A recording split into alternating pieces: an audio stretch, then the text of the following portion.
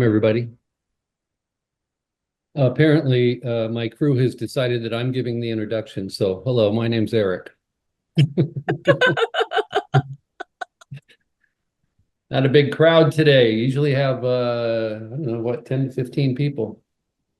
And Hannah is with us, our social media director, Linda, our marketing director, Laura does all of our graphic design work and creative work, and Kelly over here, my wife, and our exhibitor and attendee relations manager. So today is all about social media. Welcome, and we're glad you're here, and hopefully you learn a lot in the next 25 to 30 minutes from Hannah.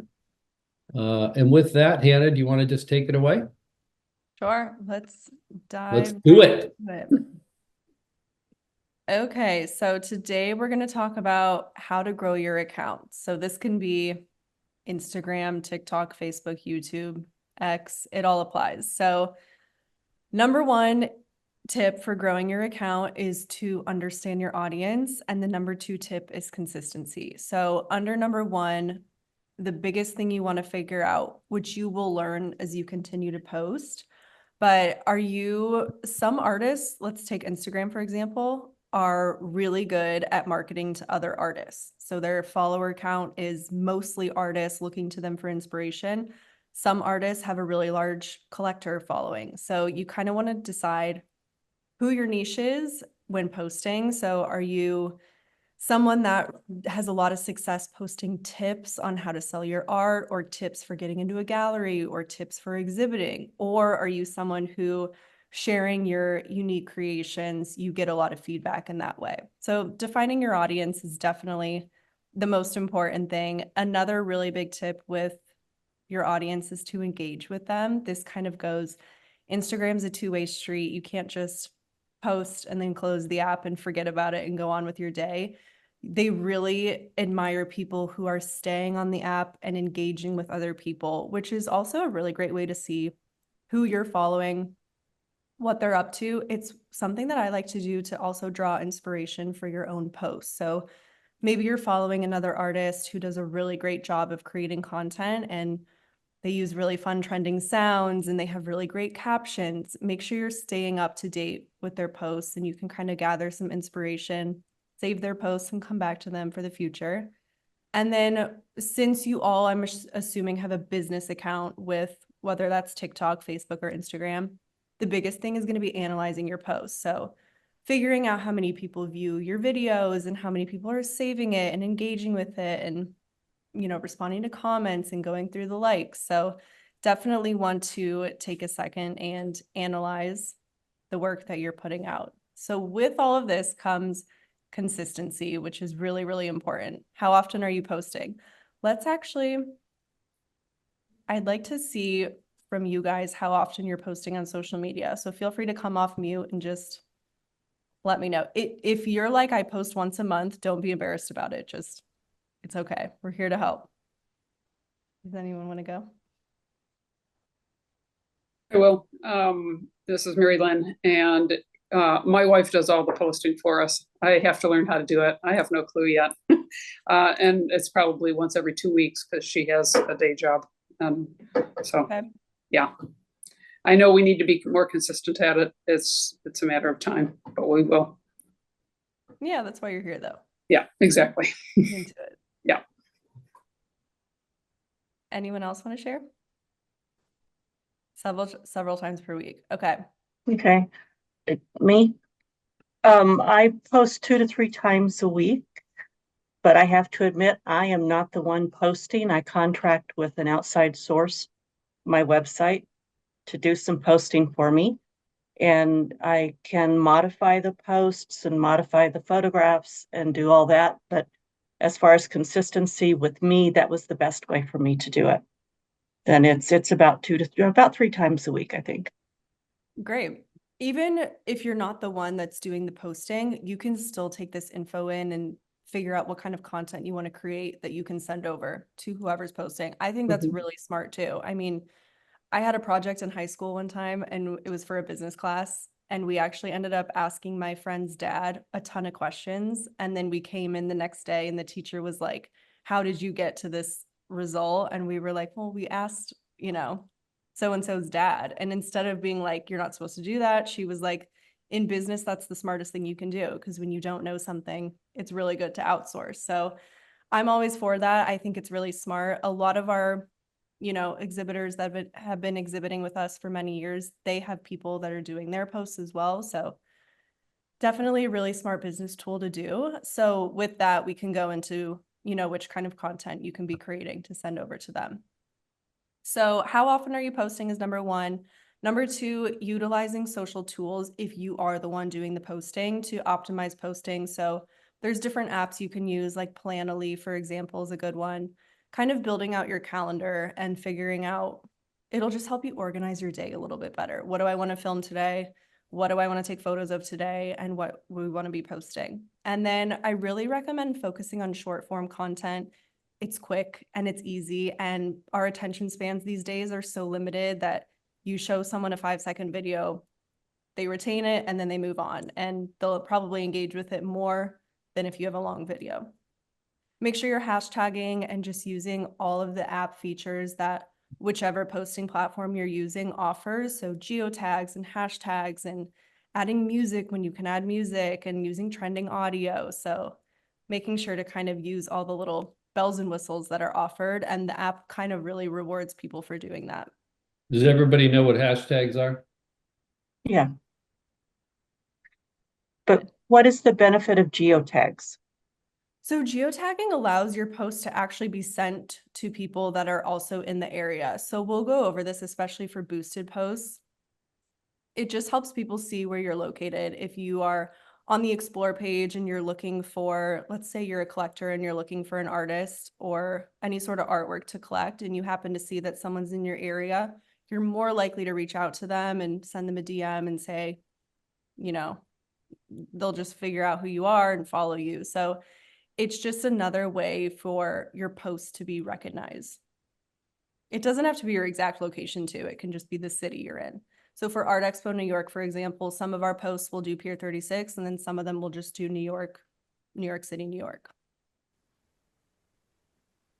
Okay, moving on. So I have created a sample month for 2025 for posting. So this would be the most ideal thing if you followed this. So it's posting 3 times a week. It's not anything super, super crazy. And we can kind of run through the calendar to go through different posts that I would recommend. So there's a lot of versatility here. This is also a really great tool to use for beginning to figure out what kind of content people are engaging with. So for one, on March 1st, we would start out with an about me. This can be a carousel of photos about yourself, your background, how you got into art. It could be a video of you sitting down and talking about yourself. It could be a video of you painting with some text on the screen saying a little bit about you, where you live, your style of art, your medium. And then from there on Monday, it would be really great for you to share a current project that you're working on. This can be for an upcoming fair like Art Expo or Art Santa Fe, or if you're doing a fair locally in your town. So whatever you're working on currently. The next one would be a story about your favorite piece. So maybe you painted a piece 5 years ago and you still think about it today, or you're working on one now that you want to talk about. It could even be a favorite piece that you have in your home of an artist that you kind of want to just share your collection of your own. And then from there, another really great. Hannah, hold on. That favorite piece thing is key because I think most of you know I ran 20 galleries. I had 105 people working for me, and I'd go into a gallery and I'd run into a consultant that hadn't sold a piece of art for like 2 weeks, right? And I would say to him, well, what do you think the problem is? He'd go, I don't know, I know. And I'd say, okay, what's your favorite piece in the gallery? And they would take me over and show you. And then I'd get them to talk about their favorite piece. And oh my God, did their attitude change? They got all excited about it. And it's a good thing to remember whenever you're kind of like thinking about doing this, because you've got to be excited about it, right? It's got to transfer, through your post and through your reaction. So keep that in mind.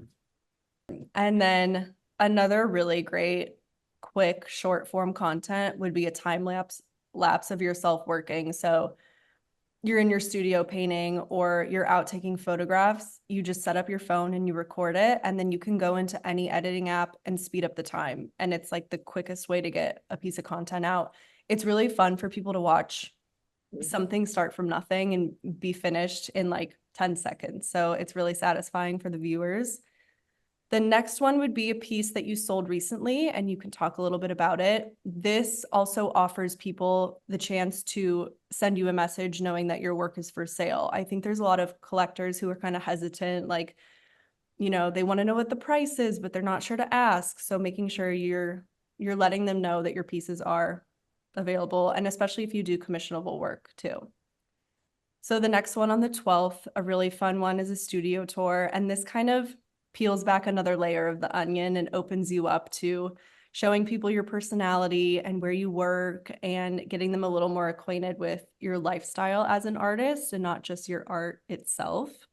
And then that leads us into the 14th, which would be a behind the scenes. So something that I've personally never seen on Instagram is like someone taking you to an art store and purchasing your supplies, or something that would be that no one ever sees in the process of you creating your work. I think would be a really fun, exciting post. Good idea. And go ahead. I said, good idea. Yeah. I've just never seen that myself. So, you know, thinking about supplies and everything, I would never think to do that. So engagement content, this one is going to be assuring that your caption has a question in it that encourages people to respond. So maybe you have a carousel of 3 pieces that you're working on at the moment. Which one's your favorite and why? And it just kind of opens the question and starts the conversation for people to start engaging with your posts. If you're exhibiting at Art Expo, the next one's going to be tickets. So making sure you're promoting the fair for yourself and inviting all your friends and family and collectors and followers to the fair. In our Meet the Artist series on Art Business News, we ask people their biggest piece of advice they've ever received. And these are like my favorite responses to read. So sharing some advice that you've been given as an artist will also help you see that if your posts are reaching other artists. So this kind of goes back to the number 1, understanding your artists. And then from there, you could do a zoom in of your piece. I know a lot of people share like different angles of their work and kind of getting up close to your medium so people can see it as if they were standing right there. For the 25th, it's going to be a final reveal for the current project that you were working on that you posted back on March 3rd. And then this one kind of is a little more concise. We would do a little more posts this week. So your why as an artist, why you do what you do, why you love what you do. And then a client highlight in their home. Maybe they sent you a piece once it was hung and you can feature them. I'm sure they would love it. And they, as the client, would share it on their social media as well, which just expands your art, your audience even more. Does anyone have any questions on the calendar? Those I are all think good. the thing that's really great about the calendar is that, you know, it doesn't seem daunting. You could functionally spend, I don't know, an afternoon and plan out quite a lot of this just in one day, and have a scope of what you're going to do. I think that one of the stumbling blocks sometimes is, what am I going to post? But this also gives it a nice feeling of continuity. And I think that that's important. Looks good. Absolutely. And you can also repeat this for the next month. Like you can do an about me and some people might have not seen it, or maybe you get a lot of new followers after going to Art Expo. Do another about me, you know.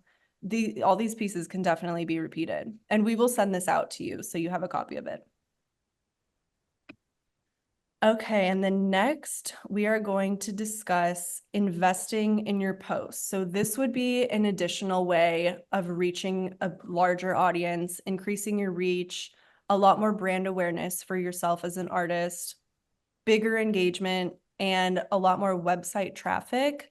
And then it also helps, you can define the audience that you want to segment. So let's take an Instagram post, for example. This would be the post, especially if you have a business account, you'll be able to see this. And then right here where it says boost post. Oh. You would go in, you would boost the post, you would figure out you can do $5 a day, you can do $20 a day. They'll kind of guide you with whatever they think is going to be best for your post. And from there, you'll be able to segment the audience. So do you want to reach people in New York who are interested in art to go to Art Expo? Do you want to reach people in your hometown who are fellow artists? Do you want to reach people maybe in like your overall city or your state who are looking to purchase new art? So it's a really great way to expand your reach and also boost your following. I've noticed that boosted posts always, without fail, will increase your following. So it doesn't have to be a ton of money. It can be really $5, $10 a day for a couple weeks, and there's just a really great return on it. Has anyone boosted a post on their own social media accounts? Sophie, you have?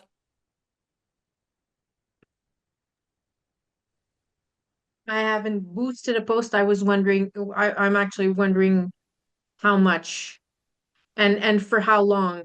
Like you say, $5 a day, but is that enough? And how long should that run for $5 a day? And should it be more and so on? I would recommend doing $5 a day for 2 weeks for a couple different posts. So instead of just picking one to focus on, you could do a couple different posts and test out your audience and see which ones perform the best. And then from there, you can say, okay, this audience segmentation, you can create your own too. You can title it whatever you want for audience segmentation. And then you can go back and analyze and say, okay, this one performed the best. Or maybe you kind of play around with the amount that you're spending and the duration, and you can go in and say, $50 a day for a week did so much better than $10 a day for 3 weeks. It really just depends on who you're trying to target, the type of posts that you have, and the content that you're sharing. So I would recommend picking a couple posts and doing it that way. Keep in mind though, that for Instagram Reels, sometimes the audio won't be allowed to be used. So you might need to go in and change the song, which it tells you how to do when you boost the post. Okay, thank you. Any other questions?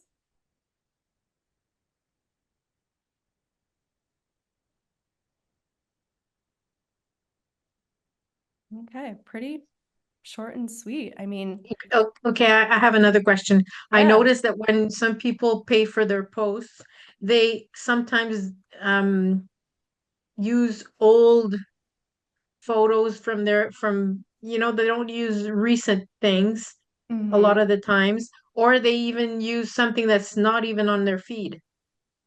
Is that a good thing to do? yes, so that is actually going to be a meta ad. So there's boosted posts on Instagram where you can take a post and you can put money behind it and fire it out to a bunch of people. Or you could go deeper and create a meta campaign, and that can be any piece of content that you want. So if you created a meta campaign, for example, it's not going to live on your Instagram feed.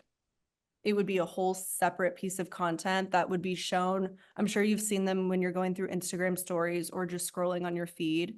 So those are completely separate. Both work great, but the boosted Instagram post is just a really great way to say, like, here's my latest piece of content.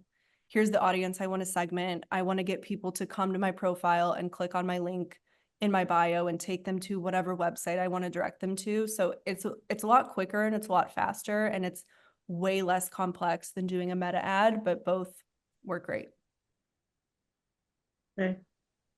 Uh, So from what I understand is a meta ad decides what goes on. What do you mean by that? Well, if you choose to do a meta ad, it's Meta that decides what's in your post. And No, you decide all of that. You can go in and create a meta ad. It's a lot more complex than you're just posting a post, but there's a lot of back end, and they have a lot of AI features now that go in and will be able to, segment your piece of content to where it fits best, whether that's, let's say you have a video and it's a reel size, they're only going to put it in like an Instagram story size or an Instagram reel size because it's just a better way to optimize the content. it's a little more difficult and complex. Like I said, there's definitely a lot more steps, but it's still the same way as, doing paid media. What's Okay, the thanks. difference in a meta ad and boosting your post, and which is the most advantageous?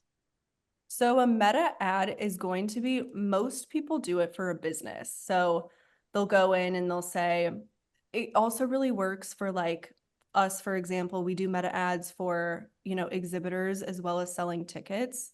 So it's a really great way for us to go in. We use HubSpot for all of our contacts and we're able to connect the two. So we can get our audience through HubSpot. We can go in and segment different ads. We can direct people to our website. An Instagram boosted post, it's only going to live in the Instagram app. And a meta ad would be on Facebook as well as Instagram. Yeah. I would say a meta ad too is a little bit more general. So let's say you wanted to run a meta ad and you really just wanted brand awareness to get people to go to your website. That would be a really great example. But if you have this, you're exhibiting at Art Expo and you want a lot of people to come and you posted a reel about it, that would be a really great example of a boosted post. Thank you. Yeah. Any other questions? Good. Good job, Hannah. Thank you. And we'll send that calendar out, like I said. Yeah, I'm sure everybody could use it. Is there anything else? That Anybody was have- our plan for today. But are there any questions? How are your social media plans going? We're halfway through February in terms of 2025. So if you don't have a plan, Hannah's calendar gave you some great examples for creating a plan.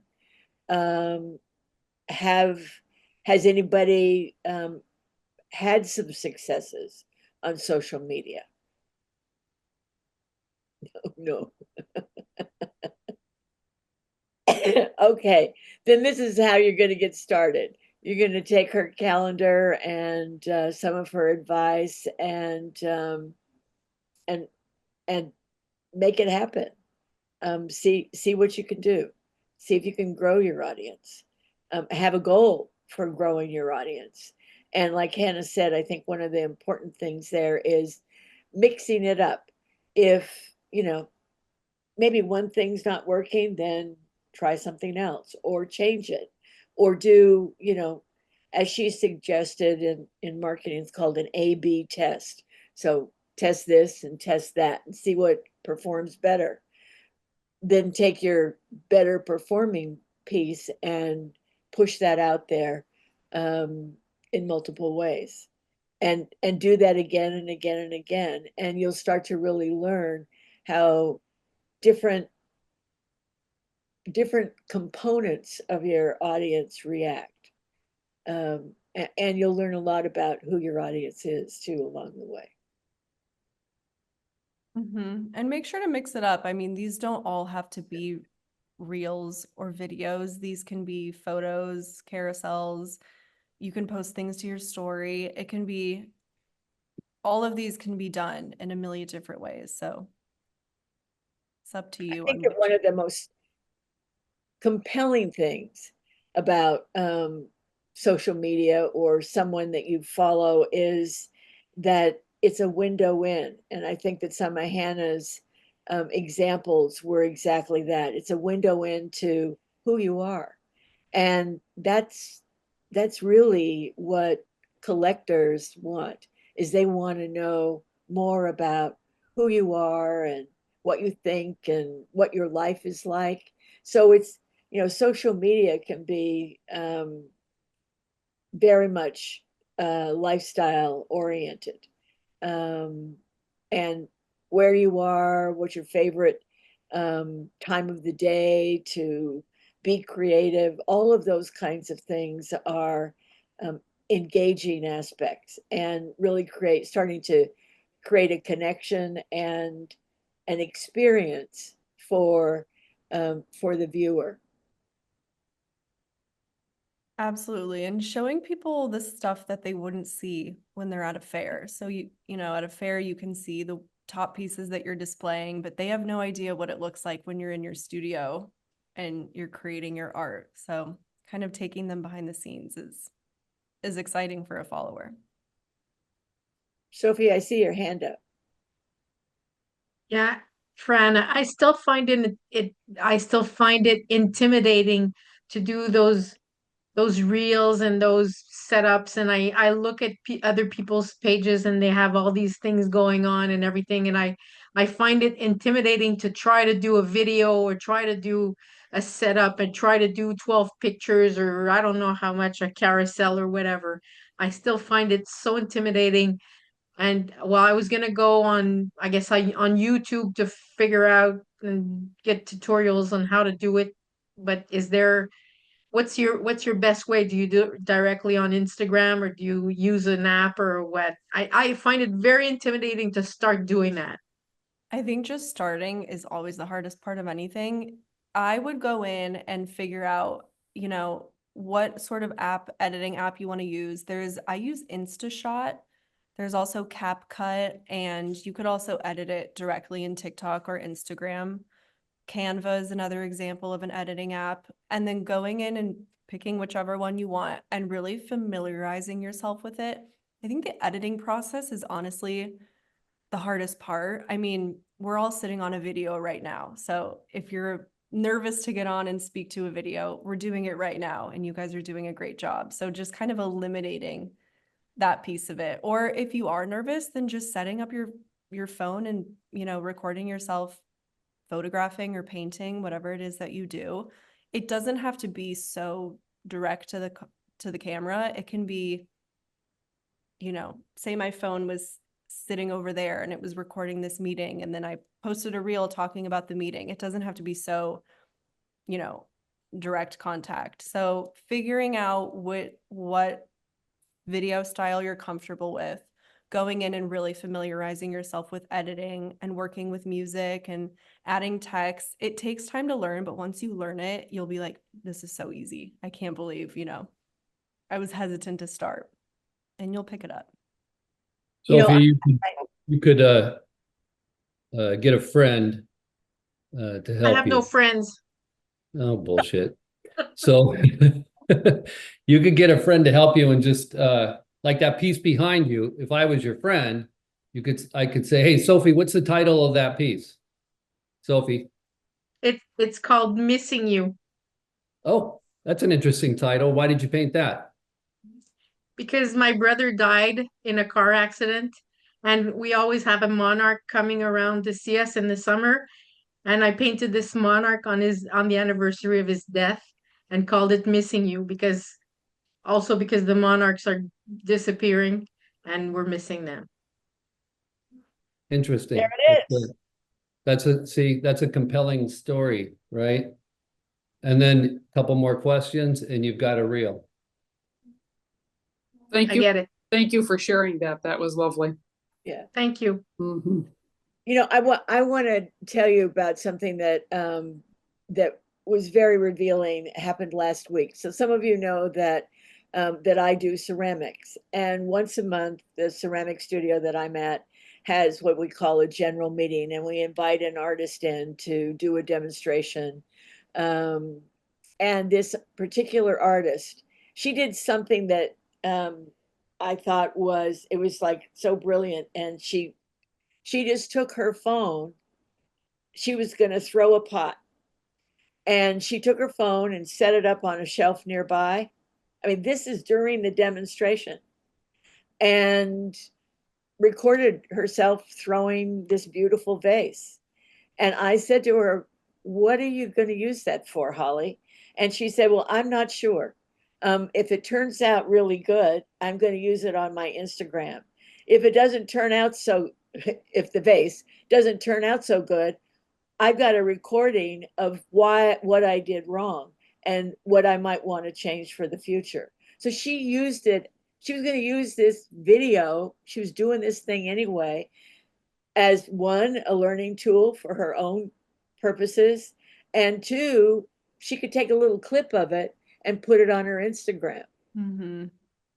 The other thing that she did, and at first, because I'm the one that coordinates these visiting artists, I thought, she started with a slideshow, a slide presentation.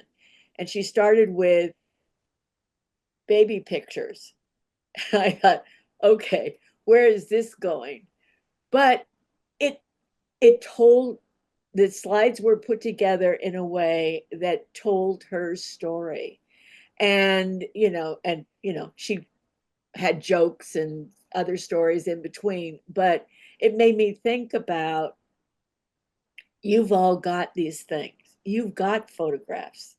So put those together as a little story. And I didn't, at the end of it all, I wasn't sure if this had been one of the best demonstrations or one of the best presentations by a visiting artist. But I have to tell you, the members of the ceramic studio came up, and they still come up with, days after, saying how great it was, because it really demonstrated to them what it takes for an artist to have a career as an artist. And I think that kind of window in is really what we're talking about. And I think it's really important. And you've got some of these, you don't have to think about making a video. You've got pictures. Mm-hmm. You've got artwork. Take a picture of the artwork, tell a story about it, and done and done. So and then, just start. so you told us that story. It's a compelling story. The key is the butterfly, and to kind of extend that. Kelly and I live on Mariposa Drive. Mariposa means butterfly in Spanish. Papillon, Steve McQueen's one of his most famous movies, means butterfly in French, right? You could do a whole series and have a title: Papillon, Mariposa, Butterfly, Monarch, whatever you wanted to do, of 10 pieces, and post that on Instagram and tell the story, and about flying away and that type of thing. And that's very, very, very compelling. Yeah. And that's what people want, when your collectors want, when you're talking to them about your pieces. So good job. Mm-hmm. Another tip too is just to, Linda, like you said, she just set up her phone to record. Just do that throughout your whole day. You don't need to be speaking to the camera. You can just take videos of whatever you're doing throughout the day. Then you're going to have so many pieces of content. You could use one of those videos and put text over it, and that's a reel. Or you can compile them all together for a little day in your life when you're in the studio, whatever it is. You can also repurpose this content. It doesn't need to be used once and then thrown away. So just kind of getting comfortable having the content, and then once you have it all, there's just endless opportunities. And I'm happy to go through, if you upload it to a Dropbox and send it to me, I'm happy to go through and piece it together and create videos for you, or either do it on my own and take a screen recording and kind of show you how I would walk through that. So feel free to email me too. Very good. Hannah's videos always have her dog. They do. People like that. A bonus if you have a dog. And it is a cutie dog. Every Thank time I you. see it, it makes me smile. Yes, she is Yeah, cute. she's cute. All right, everybody. Good session. Yeah. Thank Thank you. you. Thank you very much for everything. Thank you.